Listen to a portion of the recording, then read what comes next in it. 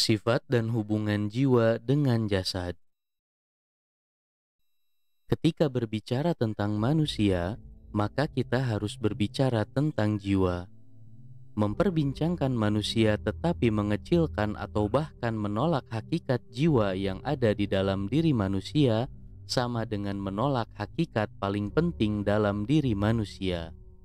Sebab manusia bukan hanya berupa organ-organ tubuh seperti daging, tulang, dan darah.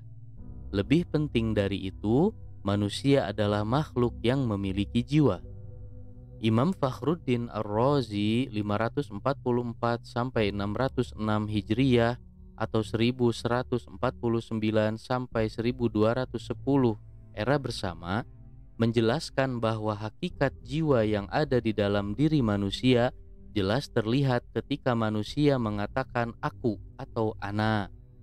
Ketika manusia berkata aku, makna aku pada akhirnya merujuk kepada hakikat jiwa.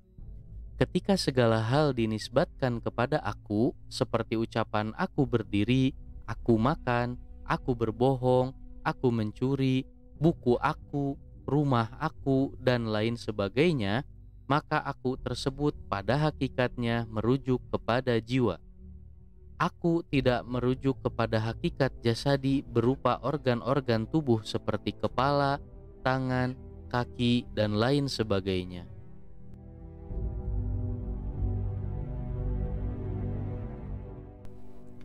Jiwa setiap manusia itu satu. Hal ini dibuktikan dengan fakta bahwa jika hakikat manusia didefinisikan oleh organ-organ tubuhnya, maka seseorang tidak akan disebut satu orang, melainkan banyak orang. Dengan demikian, satu orang ini pada akhirnya mengacu pada satu hakikat spiritual, yaitu jiwa. Jiwa yang satu kemudian terhubung serta menggerakkan dan mengatur atau at-tadbir seluruh organ-organ tubuh sesuai keinginannya.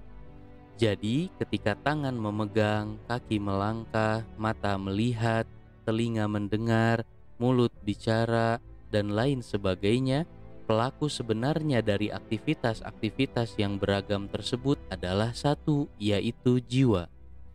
Kita semua tahu bahwa dalam satu waktu, organ-organ tubuh bisa bergerak berlainan. Ketika sedang membaca misalnya, tangan bisa memegang buku, mata melihat teks di dalam buku, telinga mendengarkan musik, dan kaki bergerak. Hal ini menunjukkan ada satu hakikat yang memerintahkan, menggerakkan, dan mengatur organ-organ tubuh yang beraneka ragam. Hakikat yang satu tersebut adalah jiwa. Sebab jika ada banyak hakikat yang memerintahkan tubuh untuk bergerak, maka akan terjadi konflik dari pergerakan organ-organ tubuh manusia yang beraneka ragam. Organ-organ tubuh berfungsi sebagai alat untuk melakukan titah yang berasal dari satu hakikat, yaitu jiwa. Ia seperti tukang kayu yang sedang membuat meja dan memerlukan berbagai alat untuk mewujudkan keinginannya dalam membuat meja. Jadi, pelaku dari segala perbuatan yang dilakukan oleh manusia adalah jiwa. Jiwa yang satu ini kelak akan dimintai pertanggungjawaban oleh Allah di hari akhir. Allah Subhanahu wa Ta'ala berfirman, "Dan kamu benar-benar datang sendiri-sendiri kepada kami sebagaimana kami ciptakan kamu pada mulanya." Quran Surah Al-An'am ayat 94. Di dalam ayat lain, Allah Subhanahu wa Ta'ala juga berfirman, "Pada hari ketika harta dan anak-anak tidak berguna kecuali orang-orang yang menghadap Allah dengan hati yang bersih." Quran Surah Asy-Syu'ara ayat 88-89. Di hari akhir, organ-organ jasad akan bersaksi atas apa yang telah dilakukan oleh jiwa di alam dunia. Allah Subhanahu wa Ta'ala berfirman, "Pada hari ini kami tutup mulut mereka, tangan mereka akan berkata kepada kami, dan kaki mereka akan memberi kesaksian terhadap apa yang dahulu mereka kerjakan. Quran Surah Yasin ayat 65. Ketika jiwa menjadi pelaku sebenarnya dari segala perbuatan manusia, baik dan buruk manusia kemudian ditentukan oleh baik dan buruknya jiwa. Allah Subhanahu wa Ta'ala berfirman, "Demi jiwa serta penyempurnaannya, maka Dia mengilhamkan kepadanya jalan kejahatan dan ketakwaannya. Sungguh beruntung orang yang menyucikannya dan sungguh rugi orang yang mengotorinya." Quran Surah Asy-Syams ayat 7-10. Disinilah kemudian Imam Al-Ghazali 450-505 Hijriah atau 1058-1111 era bersama mendefinisikan akhlak sebagai kondisi batin di dalam jiwa. Akhlak pada hakikatnya bukan perbuatan-perbuatan eksternal seperti yang kita kenal dalam istilah moral, etika, dan karakter.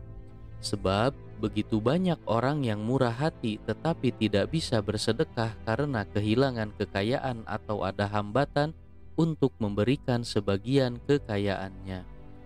Juga sebaliknya, begitu banyak orang kikir tetapi bisa memberikan hartanya karena memiliki motif seperti sombong atau ria. Jadi, akhlak yang baik adalah pancaran jiwa yang baik, dan akhlak yang buruk adalah pancaran jiwa yang buruk. Akhlak bersumber dari jiwa dan jiwa kemudian menerjemahkan kualitasnya menjadi sebuah perbuatan hingga kemudian membentuk sebuah kebiasaan atau tabiat. Karena asal yang berbeda, jiwa dan jasad pun memiliki sifat yang berbeda.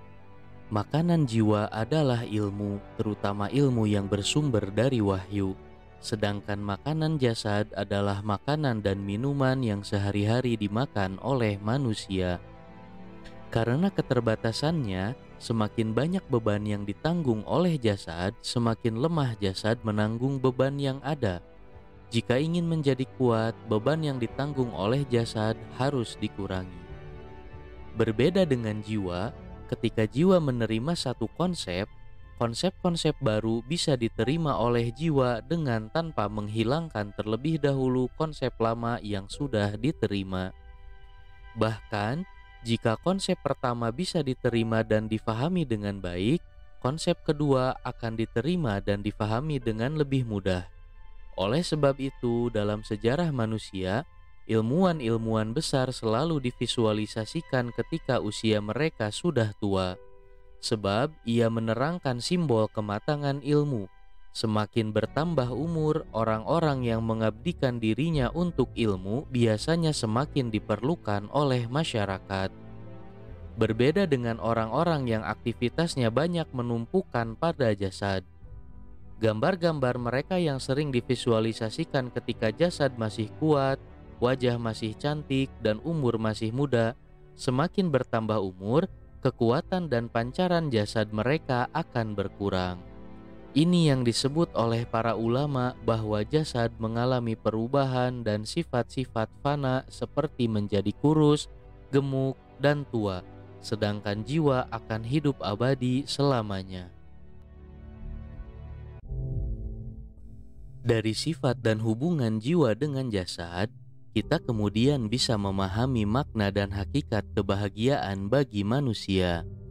Ini yang kemudian disebut oleh para ulama bahwa kebahagiaan manusia ada 3 tingkat, yaitu kebahagiaan jiwa atau as-sa'adah an-nafsaniyah, kebahagiaan fisik atau as-sa'adah al-badaniyah, dan kebahagiaan eksternal atau as-sa'adah al-kharijiyah. Kebahagiaan jiwa adalah kesempurnaan kekuatan nalar atau al-quwah an-nadhariyah berupa ilmu, serta kesempurnaan kekuatan amal atau al-quwah al-amaliyah berupa akhlak mulia. Dalam kebahagiaan jiwa, ilmu dan amal berjalan seiringan. Ini yang kemudian menjadi hal asasi yang membedakan manusia dengan makhluk-makhluk lain. Karena berhubungan dengan jiwa yang memiliki sifat abadi, kebahagiaan jiwa ini sifatnya tidak berubah-ubah. Dalam Al-Quran, kebahagiaan ini dijelaskan dalam istilah jiwa yang tenang atau an-nafsul mutmainnah. Adapun kebahagiaan fisik, ia seperti kesehatan dan kecantikan. Disebut kebahagiaan fisik karena ia berhubungan erat dengan jasad manusia. Kita tidak menafikan bahwa tubuh yang sehat akan membawa kepada kebahagiaan, sedangkan kebahagiaan eksternal ialah seperti kekayaan dan kewibawaan. Disebut kebahagiaan eksternal karena ia tidak berhubungan erat secara langsung dengan jasad manusia. Kita pun tidak menafikan bahwa kekayaan dan kewibawaan akan membawa kepada kebahagiaan, karena berhubungan erat dengan sifat jasadi manusia yang fana dan sementara. Kebahagiaan fisik dan kebahagiaan eksternal pun sifatnya fana dan sementara. Kebahagiaan ini yang kemudian melahirkan kenikmatan dunia yang fana. Allah Subhanahu wa Ta'ala berfirman, "Dijadikan terasa indah dalam pandangan manusia cinta terhadap apa yang diinginkan, berupa perempuan-perempuan, anak-anak, harta benda yang bertumpuk dalam bentuk emas dan perak, kuda pilihan, hewan ternak dan sawah ladang.